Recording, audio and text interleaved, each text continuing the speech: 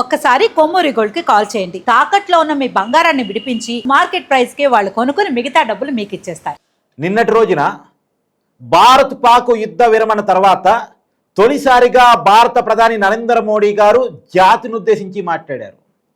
చాలా క్లియర్గా, చాలా పిన్ పాయింటెడ్గా, అర్థం కావాల్సిన వాళ్ళకి అర్థమయ్యేలా చెప్పారు. మీరు దొంగచాటుగా వచ్చి దొంగ దెబ్బ కొట్టారు, మేము చెప్పి మీ గుండెల మీద తన్నాం. ఇది నరేంద్ర మోడీ గారు చెప్పిన మాట కాదు, ఇది తూట. సింహం గర్జిస్తే ఎలా ఉంటుందో తెలుసా? నిన్న మోడీ గారికి గర్జిస్తే అలా ఉంది. చాలా క్లియర్గా చెప్పారు. మీరు ఉగ్రవాదాన్ని పెంచి పోషించడం మానుకుంటే మంచిది, లేకపోతే ప్రపంచ పటంలో మీకు అడ్రస్ లేకుండా చేస్తాం. మేము యుద్ధానికి పాజు మాత్రమే ఇచ్చాం, యుద్ధాన్ని ఆపలేదు అనే విషయాన్ని చాలా క్లియర్గా చెప్పారు. ఆపరేషన్ సింధూర్ అనేది ఒక మిషన్ కాదు, 130 కోట్ల మంది భారతీయుల ఆకాంక్ష. మా ఆకాంక్ష ఎంత బలమైందో మీకు అర్థమైపోయింది కదా. మోకాళ్ళ మీద కూర్చొని ప్రాధేయపడ్డారు కదా. మా మిసైల్స్ మీ దేశంలో గగనతలంలో యుద్ధ విమానాలు ఎగరకుండా చేయగలిగాయి. మీ 11 ఎయిర్ బేస్ని ధ్వంసం చేయగలిగాయి. మీ రాడార్ సిస్టమ్ని కొట్టగలిగాయి. మీ కరాచీ సీపోర్ట్ని ధ్వంసం చేయగలిగాయి. అది భారతీయ సత్తా.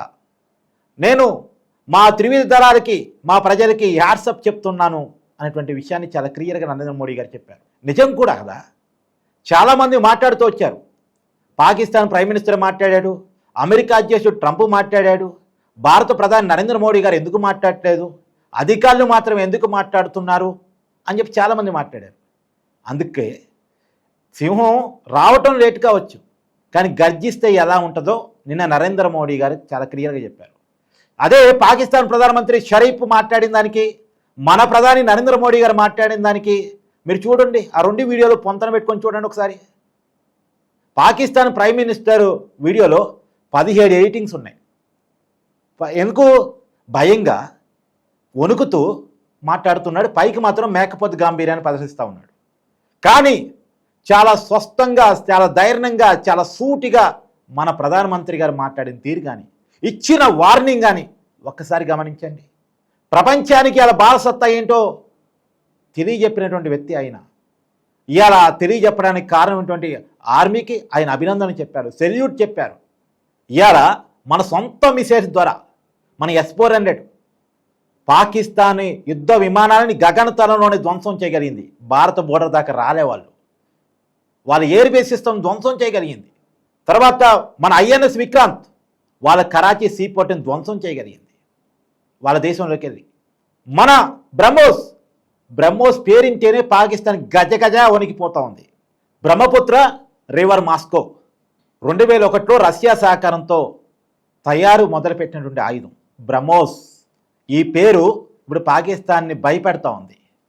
బ్రహ్మోస్ ఇలా పాకిస్తాన్ అణ్వాయుధ శిబిరాలని టార్గెట్ చేసిందన్న విషయాన్ని గమనించినటువంటి పాకిస్తాన్ ఇంటెలిజెన్స్ భయంతో భారతదేశానికి ఫోన్ చేసి మోకాళ్ళ మీద కూర్చొని, మహాప్రభు రక్షించు, ఇక యుద్ధాన్ని ఆప్ చేద్దామని చెప్పేసి వేడుకుంది. భారత్ వింటదో లేదో నాకు భయంతో మళ్ళీ అమెరికాతో కూడా ఫోన్ చేసి చెప్పింది, ఎట్టి పరిస్థితుల్లో భారత్కి చెప్పి యుద్ధాన్ని ఆపించండి, వాళ్ళ బ్రహ్మోస్ మా దేశాన్ని తినేసేలా ఉంది అని చెప్పేసి. అమెరికా చాలా సూటిగా, చాలా క్లియర్గా చెప్పింది, మీరు మీదే భారతదేశంతోనే మాట్లాడుకోండి అని. భారతదేశం మొన్నటి రోజున 3:35 పాకిస్తాన్ అధికారులు మన అధికారులను సంప్రదిస్తే, మన అధికారులు మన ప్రభుత్వంతో కోఆర్డినేట్ చేసుకొని ప్రభుత్వం యొక్క సూచన మేరకు ఆర్మీ అధికారులు కాల్పుల విరమణ ప్రకటించారు. అంటే యుద్ధం స్టార్ట్ చేసిన 2 రోజుల్లోనే ఇంకా యుద్ధం పూర్తి స్థాయిలో స్టార్ట్ చేయలేదు. పాకిస్తాన్ మోకాళ్ళ మీద కూర్చొని మహాప్రభు దండం పెడతాను, మమ్మల్ని వదిలేయండి అని చెప్పిన పరిస్థితి. ఇలా భారత ప్రధాని గారు కూడా చాలా క్లియర్గా చెప్పారు, మా సత్తా ఏంటో మీకు అర్థమైంది, మీరు మోకాళ్ళ మీద కూర్చోవలసిన పరిస్థితి వచ్చింది, ఇప్పటికైనా మీరు ఉగ్రవాదాన్ని వదిలేయండి, లేకపోతే మీ అడ్రస్ గల్లంతు చేస్తామనేటువంటి విషయాన్ని చాలా క్లియర్గా చెప్పారు. రెండోది, ఆపరేషన్ సింధూర్ అనేది మిషన్ కాదు, 130 కోట్ల మంది భారతీయుల ఆకాంక్ష. మీరు భారత మహిళల సింధూరాన్ని చెరిపేసే ప్రయత్నం చేశారు. అందుకని అదే మహిళలతో మీ దేశంలో ఉన్నటువంటి ఉగ్రవాద శిబిరాల మీద మేము దాడులు చేశాం. 9 శిబిరాల మీద దాడులు చేశాం. 100కు పైగా ఉగ్రవాదుల్ని మట్టు పెట్టాం. అది భారతీయ సత్తా అంటే, ఒక భారత నారీమణి సత్తా అంటే. ఇది చాలా క్లియర్గా మోడీ గారు ప్రపంచానికి అర్థమయ్యేలా చెప్పారు. ఇవాళ ప్రపంచం మొత్తం కూడా భారత ఆయుధాలను చూసి, భారత టెక్నాలజీని చూసి నివ్వెరపోతూ ఉంది. మన బ్రహ్మోస్ని చూసి భయపడతా ఉంది. మళ్ళా చెప్తున్నాను, మన బ్రహ్మోస్ గంటకి 3700 కిలోమీటర్ల దూరంతో వేగంతో వెళ్తూ ఉంటుంది. ఇప్పుడు బ్రహ్మోస్ 2 రెడీ కాబోతా ఉంది. ఉత్తరప్రదేశ్లో నిన్ననే లాంచ్ చేశారు రక్షణ మంత్రి రాజ్నాథ్ సింగ్ గారు, ఉత్తరప్రదేశ్ ముఖ్యమంత్రి యోగి ఆదిత్యనాథ్ గారు. బ్రహ్మోస్ 2 కనుక రెడీ అయితే ఇంకా అది గంటకి 9700 కిలోమీటర్ల వేగంతో వెళ్ళి ధ్వంసం చేయగలదు, ఆ శత్రువుని నాశనం చేయగలదు. బ్రహ్మోస్ 1కే వణిగిపోతున్న పాకిస్తాన్ రేపు బ్రహ్మోస్ 2 కనుక రిలీజ్ అయితే పరిస్థితి ఏంటి?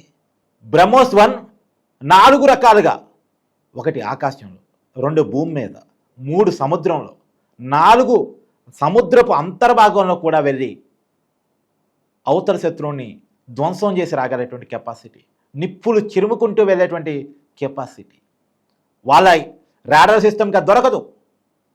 అందులోనూ మన సొంత శాటిలైట్ ద్వారా మాత్రమే పనిచేసే వ్యవస్థ ఇది. వేరే వాళ్ళ దేశం వేరే శాటిలైట్తో పనిచేసేటువంటిది కాదు. మన ఇస్రో తయారు చేసినటువంటి సొంత శాటిలైట్ జీపీఎస్ సిస్టమ్ ద్వారా నడిచేటువంటి వ్యవస్థ. ఒక్క బటన్ నొక్కితే అవతల వాడిని బద్దలు కొట్టేసింది. అది మన బ్రహ్మోస్. నాట్ ఓన్లీ బ్రహ్మోస్, మన ప్రతి ఆయుధం కూడా, ఈవెన్ దో మన ప్రతి సైనికుడు కూడా, మనం చూసాం కదా, మన తెలుగువాడు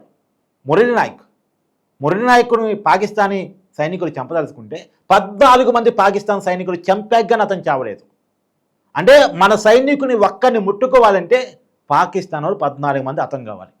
అది మన సైనికుడి సత్తా, అది మన ధైర్యం.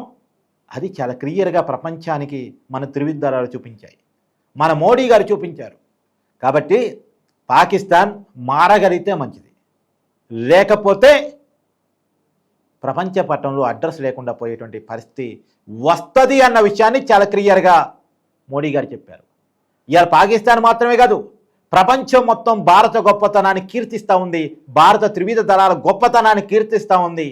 ఇవాళ మన ఆయుధాలను చూసి చైనా కూడా భయపడేటువంటి పరిస్థితి. చైనా ఆయుధాలు, చైనా రాడార్ సిస్టమ్, చైనా యుద్ధ విమానాలు అన్నిటినీ కూడా పాకిస్తాన్ గగనతనంలోనే మనం ధ్వంసం చేసిన తీరు ఇవాళ చైనాని భయపెడతా ఉంది. నాట్ ఓన్లీ చైనా, అమెరికాకి సంబంధించినటువంటి F-16 యుద్ధ విమానాలు పాకిస్తాన్కి అప్పట్లో ఇచ్చారు. పాకిస్తాన్ అప్పట్లో అమెరికా దగ్గర కొనుక్కున్న యుద్ధ విమానాలు, వాటిని మనం ఆకాశంలోనే ధ్వంసం చేసిన తీరు. ఒకవైపు అమెరికా ఆయుధాలని, ఇంకోవైపు చైనా ఆయుధాలని, రెండింటిని ధ్వంసం చేసిన చూరు. అటు అమెరికా భయపడుతూ ఉంది, ఇటు చైనా భయపడుతూ ఉంది. తర్వాత బ్రహ్మోస్ ద్వారా పాకిస్తాన్ అణ్వాయుధ శిబిరాలను కూడా టార్గెట్ చేసిన తీరు. అంటే భారతదేశం తలుచుకుంటే ఏమైనా చేయగలదు అనేటువంటిది. అంటే సహనంతో శాంతితో కూర్చుంటే అది చేతగాంతనం అనుకుంటే అంతకన్నా పిచ్చితనం ఇంకోటి లేదు. అది భారతదేశం ఇలా చెప్పింది. భారతదేశం యొక్క ఉద్దేశం యుద్ధం కాదు కాబట్టి మీరు మోకాళ్ళ మీద కూర్చుంటే క్షమించి వదిలేసింది. లేదు తోక జాడిస్తామన్నారా, మీ బుద్ధిని చూపించుకుంటామన్నారా, మీకు బుద్ధి చెప్పటానికి భారతదేశం ఎప్పటికీ రెడీగానే ఉంటుందని చెప్పేసి నిన్న మోడీ గారు గర్జించారు. మాట్లాడలేదు, గర్జించారు. మరి పాకిస్తాన్ మారుతుందా లేదా చూడాలి. ఇంకోటి కూడా చాలా క్లియర్గా చెప్పారు, 2 అంశాల మీద చర్చలు ఉంటాయి. 1 POK, 2 ఉగ్రవాదం. ఈ 2 అంశాల మీద చర్చలు ఉంటాయి. 3వ అంశానికి తావులేదు, 3వ వ్యక్తికి తావులేదు. చాలా క్లియర్గా 3వ అంశానికి తావులేదు, 3వ వ్యక్తికి తావులేదు. ఇది మోడీ గారు చెప్పిన మాట, ఇది మోడీ గారి మాట. రాసుకోరా సాంబా, రాసుకోండి షరీఫ్ గారు. ఎస్, అది భారతదేశం యొక్క సత్తా, అది మన ప్రధాని మోడీ గారి సత్తా, అది మన జవాన్ సత్తా, అది మన టెక్నాలజీ, మన ఆయుధం సత్తా. ఇవాళ ప్రపంచం మొత్తం చూసి రాసుకుంటుంది.